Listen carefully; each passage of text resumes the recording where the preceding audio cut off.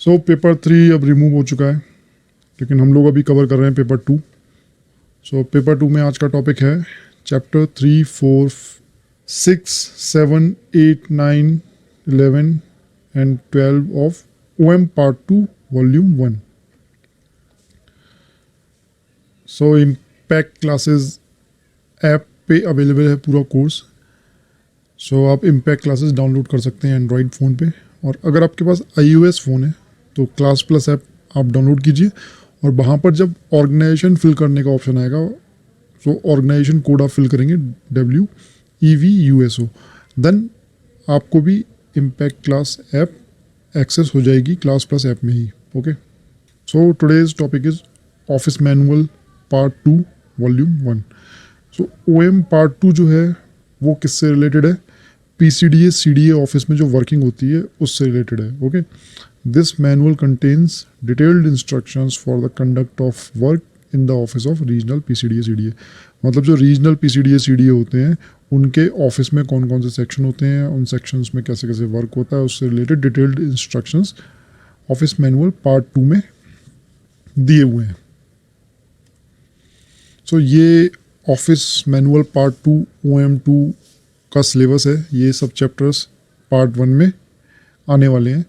Chapter 3 account section, chapter 4 disbursement section, chapter 6 miscellaneous section जिसको M section भी बोलते हैं, 7 stores contract section, stores audit section, transport section means T section, internal audit section means IA section, O&M section means organization and method section. So start करते हैं account section से।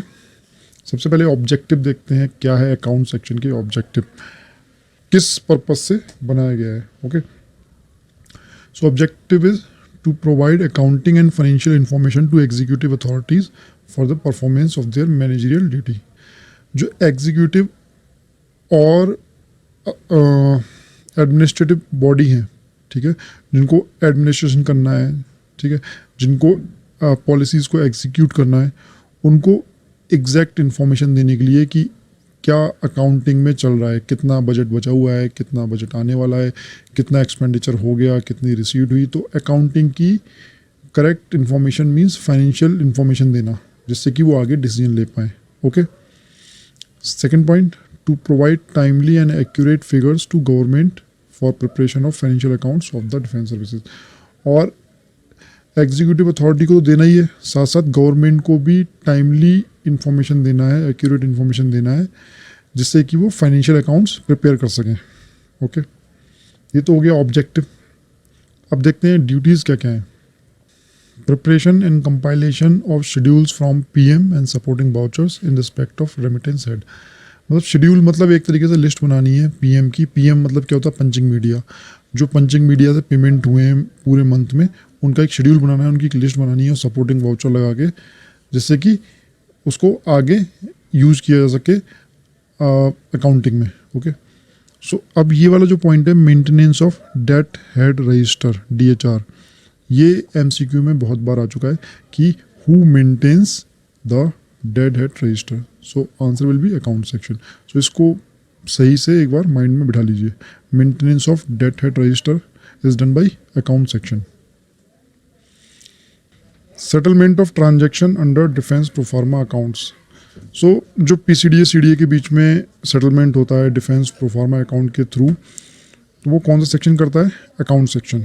Okay, reconciliation of balances, monthly closing balance of RBI with the balance in the book of PCDA CDA। मतलब monthly जब closing होती है तो RBI की books में क्या बैलेंस है और PCDA CDA ऑफिस की बैलेंस बुक में क्या फिगर है, उसको मैच करना। ठीक है, दोनों में मिसमैच ना आए। Next, watching clearance of outstanding in respect of suspense heads under the defence proforma account. जो भी अकाउंट सस्पेंस हेड में बुक किया गया है उस अकाउंट का क्लियरेंस देखना, क्योंकि सस्पेंस हेड जो होता है वो टेम्परेरी टाइम के लिए यूज किया जाता है। मतलब टेम्परेरी मेजर होता है एक तरीके से सस्पेंस हेड, कि जब तक कोई इन्फॉर्मेशन हम लोगों को नहीं मिल रही है कि ये अमाउंट कहाँ से आया है, कहाँ को जाना है, तब तक उसको सस्पेंस हेड में डालते हैं। तो ऐसा ना हो कि कोई अमाउंट सस्पेंस हेड में इंडेफिनिट टाइम के लिए पड़ा रहे, उसको टाइमली सस्पेंस हेड से क्लियर करना होता है। तो का भी वॉच कौन रखता है? अकाउंट सेक्शन ही रखता है। Accounting and adjustment of transactions relating to DAD receipt and expenditure, मतलब डीएडी में जो भी रिसीट एंड एक्सपेंडिचर हो रहा है उसके अकाउंटिंग का हिसाब किताब रखना, ठीक है। Adjustment of defence transactions arising in England but adjustable in India, जो भी डिफेंस ट्रांजेक्शंस इंग्लैंड में हो रहे हैं बट जिनको इंडिया में एडजस्ट किया जाना है, तो वो कौन एडजस्ट करेगा? Account section of PCDS CDS section, ठीक है। And payments in India on behalf of UK government, अगर उनका पेमेंट भी इंडिया में होना है, मतलब यूके गवर्नमेंट के बिहाफ में इंडिया में पेमेंट होना है, तो भी कौन करेगा? अकाउंट सेक्शन ही करेगा। ओके, सो ये जो मेन जो बड़े बड़े जो वर्क हैं वो सब अकाउंट सेक्शन ही करता है पीसीडीएस सीडीए सेक्शन के। वैसे बोला तो ये जाता है कि पीसीडीएस सीडीए करेंगे, बट पीसीडीएस सीडीए अपने आप थोड़ी करेंगे, तो पीसीडीए सीडीए सेक्शन का, पीसीडीए सीडीए ऑफिस का जो अकाउंट सेक्शन है वो करता है ये। Processing transactions relating to defence exchange account between controllers, अब कोई एक पर्सन है वो एक पीसीडीए सीडीए के अंडर में था और उसका ट्रांसफर होकर वो दूसरे पीसीडीए सीडीए के अंडर में चला गया, तो इस टाइप के जो ट्रांजेक्शन हो गया वो डिफेंस एक्सचेंज अकाउंट्स के थ्रू सेटल होते हैं। और भी बहुत सारे ट्रांजेक्शन्स होते हैं जो डिफेंस एक्सचेंज अकाउंट के थ्रू सेटल होते हैं, तो उनका सेटलमेंट कौन करता है? Account section.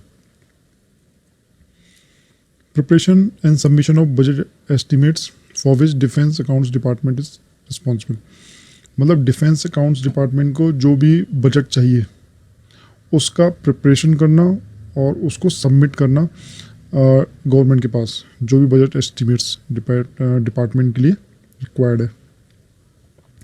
Watching progress of expenditure against allotment in respect of locally control heads, जो लोकली कंट्रोल हेड्स हैं, देखो दो तरीके के हेड्स होते हैं, एक तो सेंट्रली कंट्रोल हेड्स होते हैं, उनको तो सर्विस हेडक्वार्टर्स सेंट्रल लेवल पे देखते हैं। लोकली कंट्रोल हेड्स होते हैं उस पर पीसीडीए सीडीए वॉच रखते हैं कि उसके अगेंस्ट में कितना अलॉटमेंट था और कितना एक्सपेंडिचर हो चुका है, कितना मनी अभी बाकी है, तो वो इन्फॉर्म भी करते रहते हैं आर्मी साइड को, मतलब एडमिनिस्ट्रेटिव एंड एग्जीक्यूटिव अथॉरिटीज़ को, कि आपने इतना एक्सपेंडिचर ऑलरेडी कर लिया है, इतनी मनी अभी बची हुई है, ठीक है। And rendition of monthly statement of expenditure to the local controlling authorities and checking budget estimates receive from them, और मंथली स्टेटमेंट देना, मतलब अगर लोकली कंट्रोल हेड में जो भी खर्चा हो रहा है उसका वो वॉच रख रहे हैं, तो वो उसको फिर वो बताते भी हैं लोकली कंट्रोलिंग अथॉरिटीज़, मतलब जो आर्मी साइड है जिनके हाथ में होते हैं लोकल कंट्रोल हेड पे खर्चा करना, उनको फिर वो बजट एस्टिमेट्स देते रहते हैं कि आपने इतना एक्सपेंडिचर कर लिया, इतना बचा हुआ है। Okay, banking of regimental funds भी देखते हैं, ठीक है, जो रेजिमेंटल फंड रेजिमेंट के पास होता है। अप्रोप्रिएशन रिपोर्ट्स देखते हैं कि कितना अलॉटमेंट हुआ था, फिर कितना अप्रोप्रिएशन हुआ, मतलब कितना मनी एक्चुअली मिली। अप्रोप्रिएशन मतलब जो मनी को एक्चुअली जो अपने हाथ में आती है उसको बोलते हैं appropriation. Review of compilation maintenance of defence ledger, ये भी एमसीक्यू में कई बार आ चुका है कि who maintenance the defence ledger, so account section. Preparation of review of balances in respect of defence and DAD, review of balances report बनाते हैं ये। मतलब देखा जाए तो जितने भी मेन जो वर्क है ना पीसीडी सीडी ऑफिस के अकाउंटिंग से रिलेटेड, रिपोर्ट्स से रिलेटेड, वो अकाउंट सेक्शन में ही हो जाते हैं। Preparation of annual statements of expenditure under head, कौन सा head? 2049 interest on other obligation, मतलब इस हेड के अंडर में जो भी एक्सपेंडिचर या फिर जो भी रिसीट हुई है उसका स्टेटमेंट बनाते हैं annually. Checking of journal entries for updating ledger balances, journal entries check करते हैं और लेजर बैलेंस को अपडेट करते हैं। अब देखो यहाँ पर अगर किसी को जनरल एंट्री पता ही नहीं होगा कि क्या होती हैं और लेज़र क्या होते हैं, तो वो क्या कर पाएंगे उसको अपडेट। इसलिए जो अकाउंटिंग पेपर है ना वो SES पार्ट 2 में इंक्लूड किया गया है, उसमें जनरल एंट्रीज, अकाउंटिंग वगैरह सबके बारे में बताया गया है। ओके, और ये वाला जो अकाउंटिंग का वीडियो कोर्स है वो ऑलरेडी ऐप पे अवेलेबल है, जिसमें आप पूरा accounting, cost accounting and financial accounting prepare कर सकते हैं। Okay, so maintenance of accounts in respect of Indian ordnance department provident fund, तो ये भी एक MCQ में आ सकता है कि who maintains the Indian ordnance department provident fund, so account section. So account section complete हो गया। अब देखते हैं डिसबर्समेंट सेक्शन, जिसको शॉर्ट में क्या बोलते हैं? डी सेक्शन, जो डिसबर्समेंट करता है। ओके, मींस मनी और डिसबर्स करता है, मनी देता है। और इसका ऑब्जेक्टिव क्या है? Is to arrange promptly for disbursement on behalf of defence services and DAD in the allotted sphere, मतलब अगर डिफेंस सर्विसेज को कहीं पे पेमेंट करना है या फिर DAD को कहीं पे पेमेंट करना है, उसको ये प्रॉम्प्टली डिसवर्स करता है, मतलब पेमेंट करता है। ये उसका ऑब्जेक्टिव है। अब ड्यूटीज़ क्या है? To arrange for cash assignment in treasuries and banks in favour of disbursing officer to make payments. जो डिसवर्सिंग ऑफिसर्स होते हैं डिफेंस के, मतलब आर्मी के जो डिसवर्सिंग ऑफिसर्स होते हैं उनको कैश असाइनमेंट दिया जाता है कि आपको अगर कुछ मनी की नीड है तो कैश असाइनमेंट से निकाल के एक्सपेंडिचर कर लो और फिर बाद में बिल सबमिट कर दो, तो कैश असाइनमेंट में अगेन वो मनी रिकूप कर दी जाएगी, दोबारा से डाल दी जाएगी। तो ये कैश असाइनमेंट ट्रेजरी को कौन इन्फॉर्म करता है? ये डी सेक्शन करता है। To indent for cheque pads and cheque books and to arrange for their custody and accounting. ये वाला जो लाइन है ये MCQ में बहुत बार आ चुका है कि who indent for cheque pads and cheque books, so D section, okay, and who arrange for their safe custody, D section या disbursement section. To pay all passed bills received from other sections, मतलब पूरे office में कहीं भी कोई भी section कोई bill pass करेगा, फिर उसके पेमेंट के लिए वो कहाँ पर जाएगा? डी सेक्शन जाएगा, मतलब डिसबर्समेंट सेक्शन जाएगा। To dispatch cheques and cheque slips, okay, to prepare schedule 3 IAF CDA 345 separately for each section. Schedule 3 क्या होता है? शेड्यूल 3 होता है जिसमें जो भी पेमेंट किए गए हैं उसकी लिस्ट होती है, ठीक है। सो इसको ऑफिस कॉपी ऑफ चेक्स भी बोलते हैं, ठीक है। To prepare schedule 3 separately for each section on office automation, मतलब ईच सेक्शन का शेड्यूल 3 बनाता है कि हर सेक्शन से कितना पेमेंट हुआ है। And to forward 1 copy of schedule to account section, फिर ये डी सेक्शन क्या करता है? शेड्यूल की जो कॉपी है अकाउंट सेक्शन के पास भेज देता है। Schedule 3 is also known as office copy of cheques. ये भी क्वेश्चन MCQ में बहुत बार आ चुका है कि schedule 3 is also known as office copy of cheques. अब देखते हैं कैश असाइनमेंट क्या होता है। अब आपको मैं एक इम्पॉर्टेंट चीज़ बता दूं कि जो गवर्नमेंट डिपार्टमेंट DAD भी है और आर्मी भी एक तरीके से गवर्नमेंट के अंडर में ही है, गवर्नमेंट डिपार्टमेंट ही है, लेकिन एक डिफरेंस है।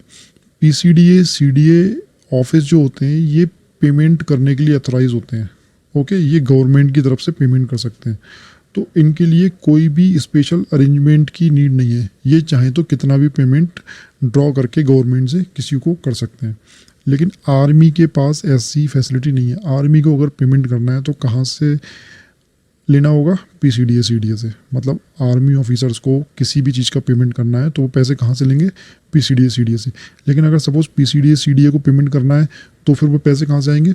वो डायरेक्ट गवर्नमेंट से ड्रॉ कर सकते हैं पैसे, ठीक है। ये स्पेशल पावर है डिफेंस अकाउंट्स डिपार्टमेंट में ऑफिसर्स में, ठीक है। सो कैश असाइनमेंट के बारे में दिया हुआ है कि PCDA CDA और any other officers authorised by him may draw cheques on any civil treasury और bank to meet the requirement of defence services. No cash assignment is required for this purpose. मतलब अगर PCDA CDA को money चाहिए defence services को देने के लिए या फिर किसी और ऑफिशियल वर्क के लिए, तो उनको किसी भी कैश असाइनमेंट वगैरह की नीड नहीं है। वो डायरेक्टली मनी ड्रॉ कर सकते हैं किसी भी सिविल ट्रेजरी या बैंक में जाके, डायरेक्टली मनी ले सकते हैं वो, ठीक है। ये स्पेशल पावर है PCDA CDA के पास, लेकिन आर्मी के केस में ऐसा नहीं है। But in the case of disbursing officers मतलब जो आर्मी में हम लोग आर्मी में PCDA CDA डिप्यूट करते हैं disbursing officer. Army authorities depute करती हैं, मतलब पोस्ट करती हैं एक डिसबर्सिंग ऑफिसर जो मनी को डिसबर्स करता है, मतलब देता है। तो उसको पैसे कौन देता है? डिसबर्सिंग ऑफिसर को वो PCDA CDA देते हैं, ठीक है।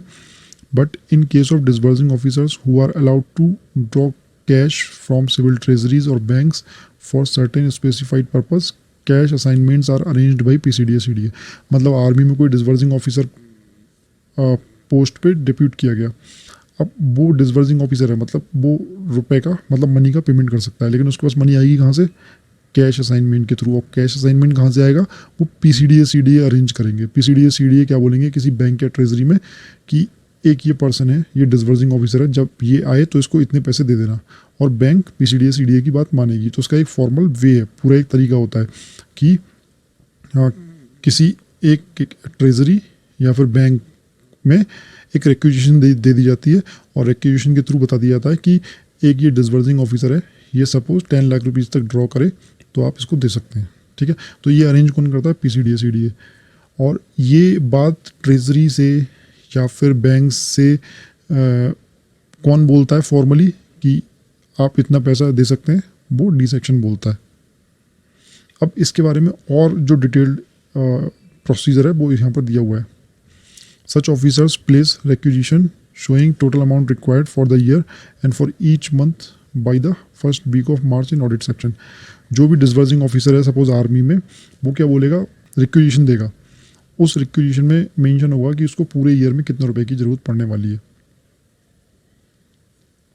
ठीक है, पूरे ईयर में कितने रुपए की नीड पड़ने वाली है और मंथ वाइज कितने रुपए की नीड उसको है, और ये वो कहाँ देगा, ऑडिट सेक्शन में देगा। ओके, पीसीडीए सीडीए के audit section scrutinises the requisition and forwards it to disbursement section.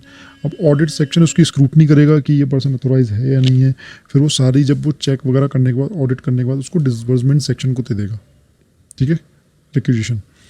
Disbursement section will send the requisition to treasury offices by offices of bank by 15 March. Okay, और वो disbursement section क्या करेगा, उस requisition को किसी treasury या bank में भेज देगा जो नियरेस्ट होगी। ठीक है, 15 मार्च तक। मतलब ये ऑफिसर कब बताएंगे कि कितने रुपए चाहिए, फर्स्ट वीक ऑफ मार्च, और 15 मार्च तक डी सेक्शन उसे ट्रेजरी या बैंक में भेज देगा नियरेस्ट वाली में। ठीक है, अब वो बैंक अथोराइज हो गई है कि वो किसी डिसबर्समेंट ऑफिसर को पेमेंट कर सकती है, क्योंकि डी सेक्शन से रिक्विजिशन आ गई है। Drawing against this assignment by officer concerned are made exclusively by checks supplied to them by PCDA CDA। अब वो डिसबर्सिंग ऑफिसर जो है उसको बैंक से अगर कैश निकालना है तो उसे वही स्पेशल चेकबुक यूज करनी पड़ेगी जो PCDA CDA ने उनको दी है। ठीक है, drawing and disbursing officers are watched by D section through IAFA 277 register. एक रजिस्टर मेंटेन किया जाता है, उसमें ड्राइंग ऑफिसर जो ड्राइंग एंड डिसबर्सिंग ऑफिसर है उस पर वॉच रखी जाती है कि इसने कितने मनी को विड्रॉ कर लिया है, कितनी मनी अभी बची हुई है, इस टाइप से वॉच रखने के लिए। In this register separate pages allotted to each treasury और बैंक। हर ट्रेजरी और बैंक के लिए अलग अलग रजिस्टर मेंटेन होता है। If it appears that the disbursing officer has overdrawn, he will be called upon to explain the cause of overdrafts. The bank or treasury is also asked to explain regarding overdrawing। देखो, अगर suppose requisition दी गई है 10 lakh rupees की, तो वो army officer या disbursing officer है वो 10 लाख रुपीज़ तक ही वहाँ से निकाल सकता है। सपोज उसने चेक सबमिट करके 11 लाख रुपीज़ निकाल दिए। ठीक है, तो रिक्विजिशन तो 10 लाख की थी, अब उसने 11 लाख निकाल दिया, 1 लाख ओवर ड्रॉ कर लिया, ज़्यादा ड्रॉ कर लिया, तो उस ऑफिसर को बुला के एक्सप्लेनेशन मांगा जाएगा कि आपने ज़्यादा ड्रॉ क्यों किया, और बैंक से भी पूछा जाएगा कि आपने अलाउ ही क्यों किया ओवर ड्रॉ करने के लिए। ठीक है, तो दोनों को एक्सप्लेनेशन देना पड़ेगा। Monthly statement of disbursing officer is submitted to audit section concern.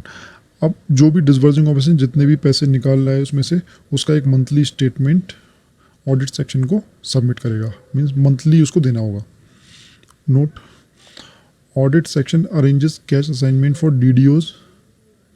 जो ड्राइंग एंड डिसबर्सिंग ऑफिसर है उनके लिए कैश असाइनमेंट कौन एक तरीके से अरेंज करता है, वो ऑडिट सेक्शन करता है। ठीक है, क्योंकि ऑडिट सेक्शन स्क्रूटनी करता है और बिल्कुल चेक करता है, फिर वो डिसबर्समेंट सेक्शन को बस देता है कि आप जाके बैंक को बता दो कि ये पर्सन आएगा तो उसको इतने आप रुपए दे सकते हैं। तो लेकिन वो डिसाइड कौन करता है, ऑडिट सेक्शन ही करता है। डिसबर्समेंट सेक्शन बस बैंक या ट्रेजरी से बोलता है। ठीक है, बैंक या ट्रेजरी से बोलता है। लेकिन एम सेक्शन क्या करता है, एम सेक्शन भी कैश असाइनमेंट अरेंज करता है, बट किसके लिए, रिक्रूटिंग ऑफिसर्स के लिए, गोरखास के लिए, Indian embassy in Nepal and ECHS। मतलब जो normal drawing and disbursing officer हैं उनके लिए कैश असाइनमेंट कौन अरेंज करता है, ऑडिट सेक्शन। बट जो इन कामों के लिए, मतलब रिक्रूटिंग ऑफिसर्स के लिए, गोरखास के लिए, इंडियन एम्बेसी इन नेपाल के लिए एंड ECHS, इन कामों के लिए कैश असाइनमेंट कौन अरेंज करता है, M section. So next chapter is M section, इसको हम नेक्स्ट वीडियो में कवर करेंगे। Till then take care, bye bye and best of luck for your future.